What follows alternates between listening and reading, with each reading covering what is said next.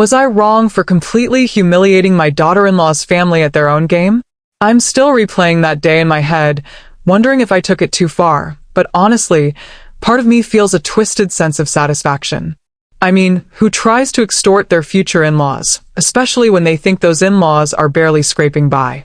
Tell me, would you have done the same thing if you were in my position, if you saw your son's happiness being threatened by pure greed? I can't wait to hear your thoughts on this, because even now, the memory makes my blood boil. It all started quite innocently, or so I thought. My son, Mark, is the light of my life. He's a good, hard-working man, a successful software engineer who built his career from the ground up. He's kind, intelligent, and has always been incredibly thoughtful. So when he told me he was serious about a woman named Clara, I was thrilled for him. Mark had dated before, of course, but never with this level of intensity. He'd always been a bit reserved, focused on his work, so seeing him head over heels for Clara was a beautiful thing. He described her as sweet, caring, and funny, and when I finally met her, I could see why he was smitten. Clara was genuinely lovely. She had a warm smile, a gentle demeanor, and she clearly adored Mark.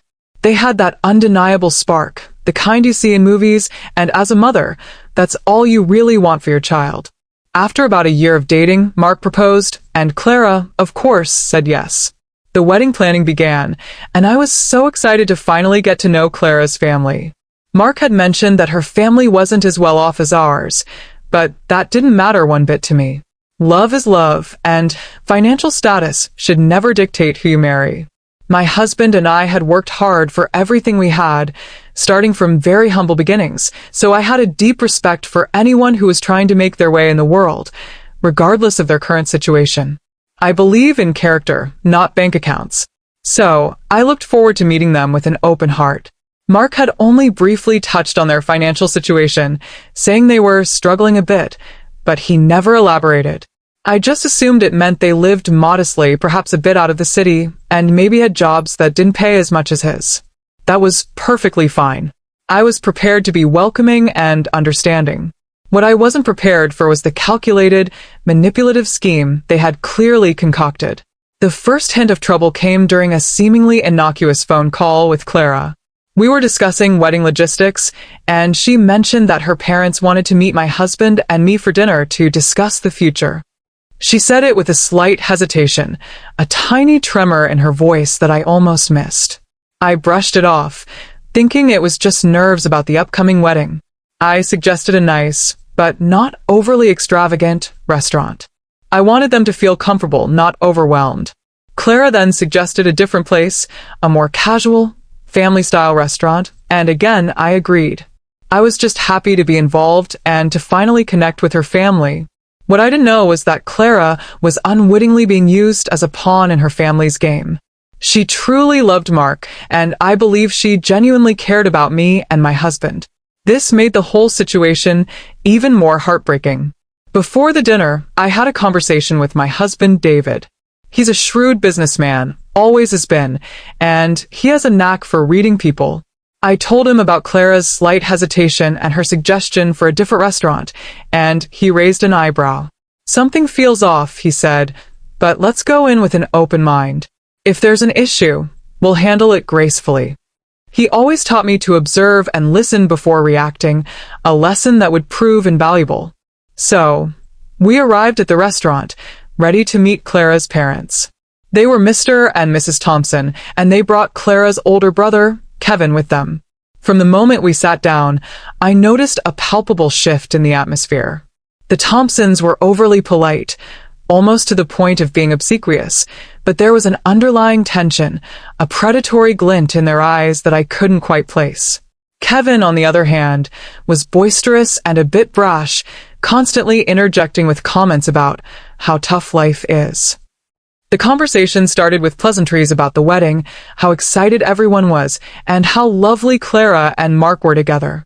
I kept my guard up, observing their body language, listening to the nuances of their speech. Then, Mrs. Thompson, with a sigh she clearly practiced, began to lament their financial struggles.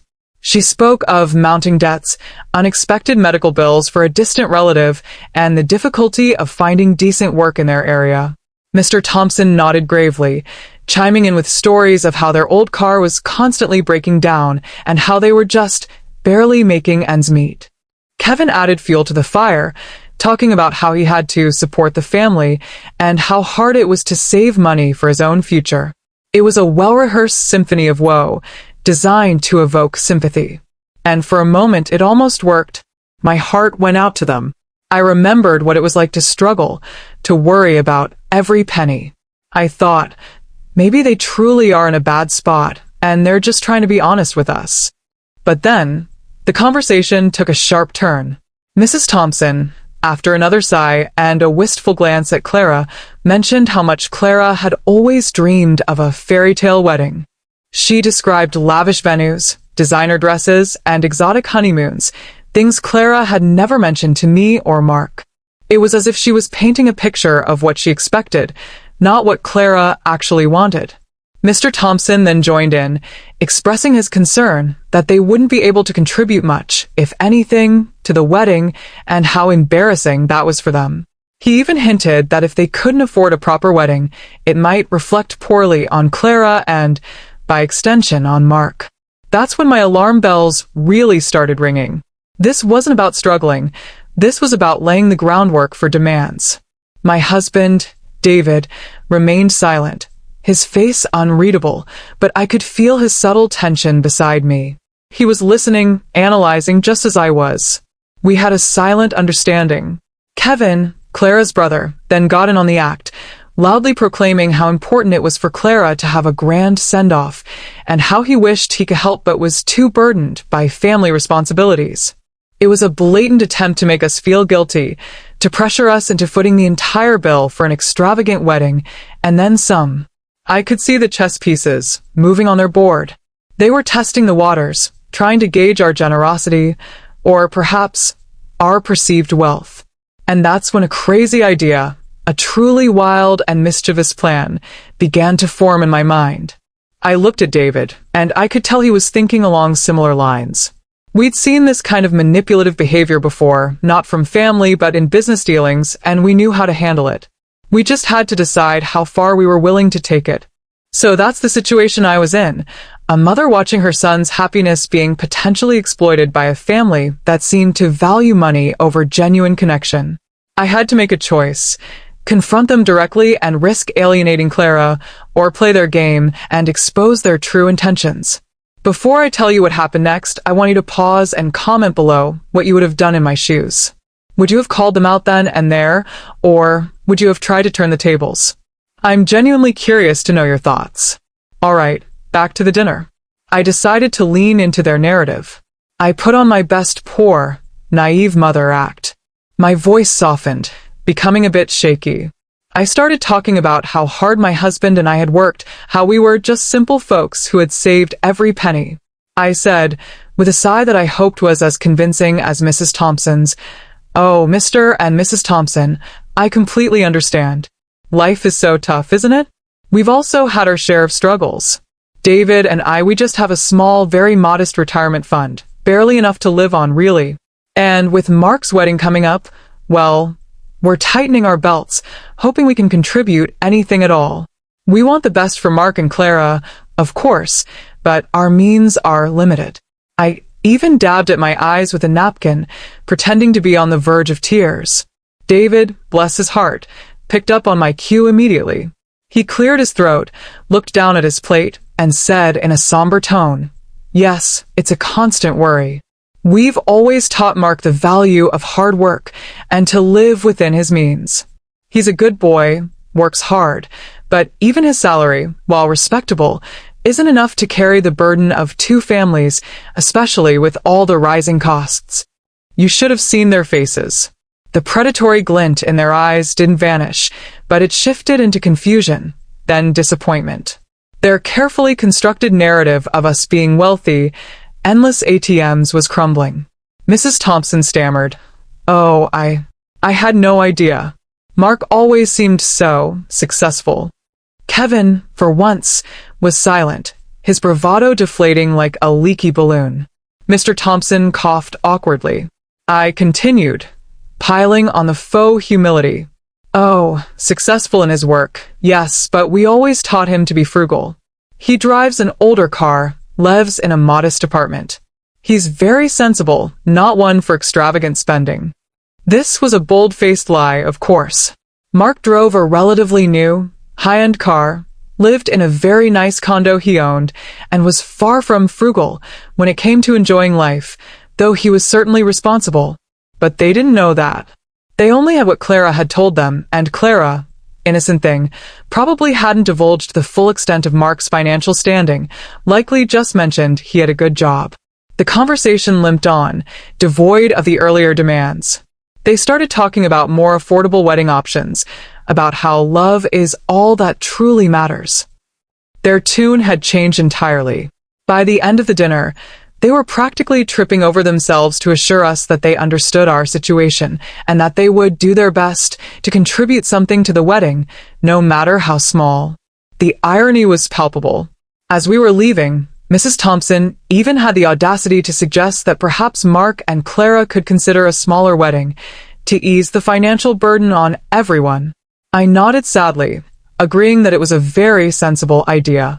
David, ever the diplomat, shook Mr. Thompson's hand firmly, thanked them for dinner, and maintained his serious, slightly worried expression. As soon as we were in the car, we both burst out laughing.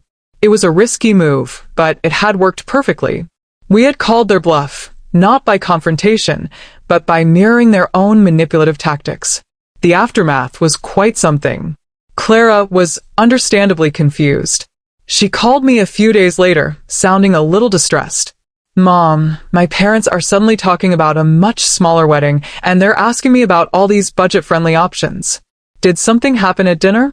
They said you and Dad are also having some financial difficulties.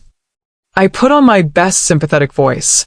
Oh, Clara dear, we just had an honest conversation about how expensive weddings are these days. Your parents are lovely, and we all agreed that what matters most is your happiness, not how much money is spent. We're all trying our best, you know. Clara, being the sweet, trusting soul she is, bought it.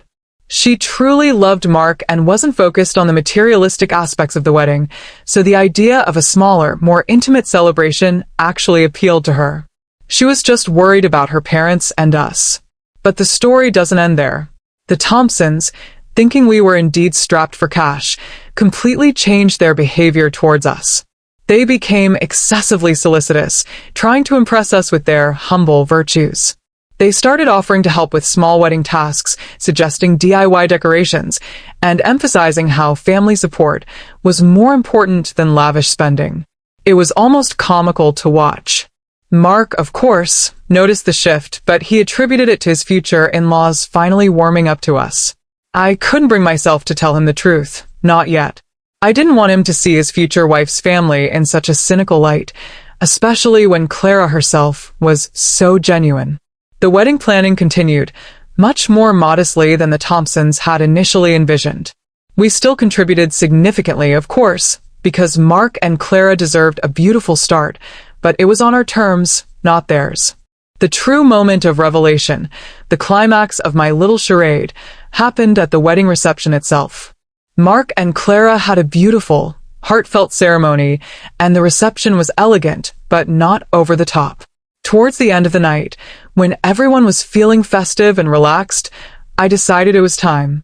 I approached Mr. and Mrs. Thompson, who were beaming and clinking champagne glasses.